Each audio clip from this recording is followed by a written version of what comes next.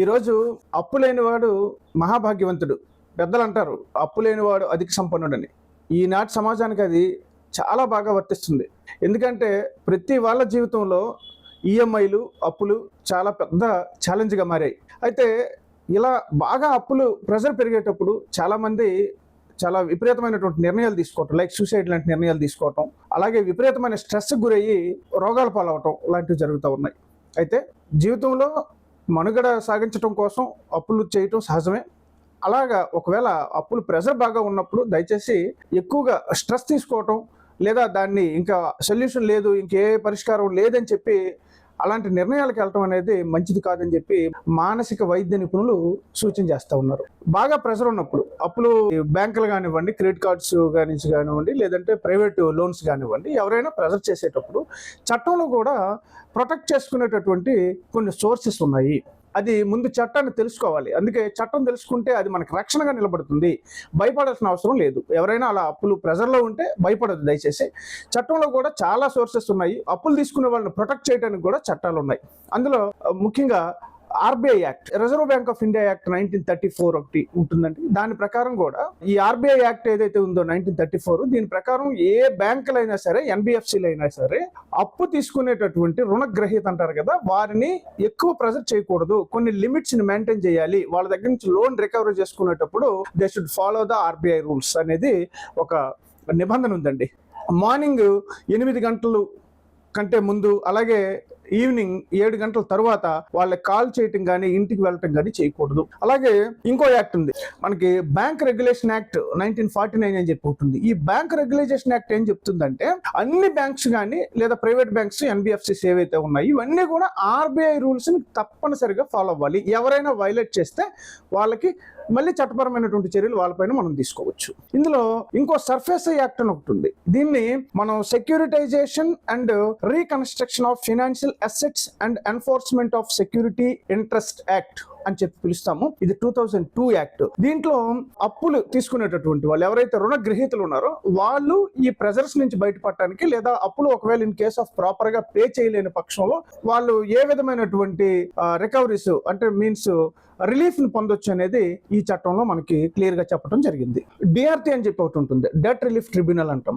ఎవరైనా పెద్ద పెద్ద లోన్స్ అంటే లైక్ కంపెనీస్, ఇంకా పెద్ద పెద్ద బిజినెస్ లోన్స్ తీసుకునే వాళ్ళు, లేదా హౌస్ లోన్స్ తీసుకునే వాళ్ళు, హోమ్ లోన్స్ తీసుకునే వాళ్ళు ప్రాపర్ గా పే చేయకపోవడం వల్ల ఎన్పి అయిపోయి వాళ్ళు జప్తు చేసే పరిస్థితులు వస్తూ ఉంటాయి. అలాంటప్పుడు డిఆర్టీని ఆశ్రయించవచ్చు.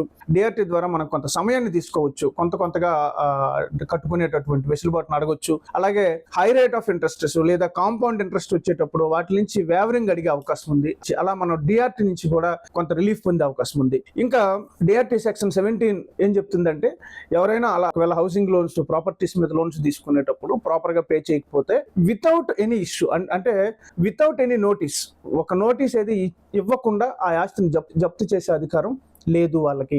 సో కనుక తప్పనిసరిగా ఒకవేళ అలా సీజ్ చేయాల్సి వస్తే ముందుగా మనకు నోటీస్ ఇవ్వాల్సినటువంటి అవసరం ఉంటుంది. అలాగే డిఆర్టీకి వెళ్ళటం వలన మనం ముందు బ్యాంకుకి మనకి ముందు ఒక మంచి రిలేషన్ కన్స్ట్రక్షన్ అవుతుంది. తర్వాత ఏ విధమైన రిలీఫ్ పొందొచ్చు, మనం ఎలా పే చేస్తామని కంఫర్ట్ గా మనం బ్యాంకర్స్ కి చెప్పుకోవచ్చు త్రూ కోర్ట్.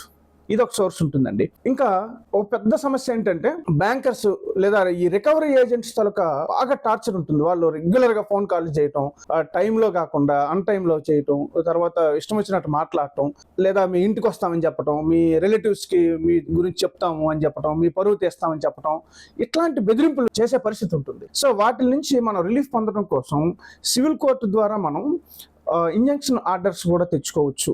ఆ హరాస్మెంట్స్ మీద వాళ్ళు ఇంకా మనల్ని ఏమి ఇంటరప్ట్ చేయకుండా కొంత టైం మనం తీసుకొని, ఆ టైం తర్వాత మళ్ళీ మనం ఇలా పే చేస్తాం చెప్పుకునేటటువంటి అవకాశం వెసులుబాటు ఉంటుంది. ఇవన్నీ మనకి లీగల్ గా ఉన్నటువంటి సోర్సెస్ అండి. అప్పు అనగానే భయపడిపోయి లేకపోతే తప్పించుకునే ప్రయత్నం చేయొద్దు. అటెండ్ అవ్వండి, అడ్రస్ చేయండి, ఇబ్బంది ఏమీ లేదు. ఎవరైనా అలా పాల్పడితే వాళ్ళకి, అలాంటి వారికి ఇందులో శిక్షలు కూడా ఉన్నాయండి. IPC 503, 506, 384 and 499. కొత్తగా వచ్చిన బిఎన్ఎస్ చట్టంలో 351 of subsection 1, 351 of subsection 2 and 3 and 368 of 2 and 356 and subsection 1 ప్రకారం వీళ్ళని బెదిరింపులకు పాల్పడటం, లేదా మనల్ని భయపెట్టడం, లేదా బలవంతంగా డబ్బుని లాక్కోవటం, లేదా తీసుకునే ప్రయత్నం చేయటం, అలాగే మన గౌరవ మర్యాదలకు భంగం కలిగించేటటువంటి ప్రయత్నం చేయటం, ఇవన్నీ కూడాను ఈ సెక్షన్స్ ద్వారా ఎవరైనా అలా పాల్పడితే వాళ్ళపైన మనం యాక్షన్ తీసుకోవచ్చు, వాళ్ళపైన కేసులు కూడా కట్టి వాళ్ళని చట్టపరమైనటువంటి చర్యలు తీసుకునే అవకాశం ఉంది.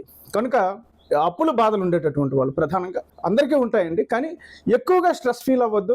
దీనికి కొంచెం అవుట్ ఆఫ్ లా ప్రకారం మనకి ఏదైతే లీగల్ గా కావాల్సిన ప్రొటెక్షన్ ఉంది, లీగల్ గా మీరు ప్రొసీడ్ అవ్వచ్చు. చక్కగా ఏ విధంగా ప్రొసీడ్ అవ్వాలో నేను ఆల్రెడీ చెప్పాను. ఇంకా డీటెయిల్స్ కావాలంటే స్క్రోల్లో కనిపిస్తున్న నెంబర్కి ఫోన్ చేస్తే డైరెక్ట్గా నాతో మాట్లాడవచ్చు.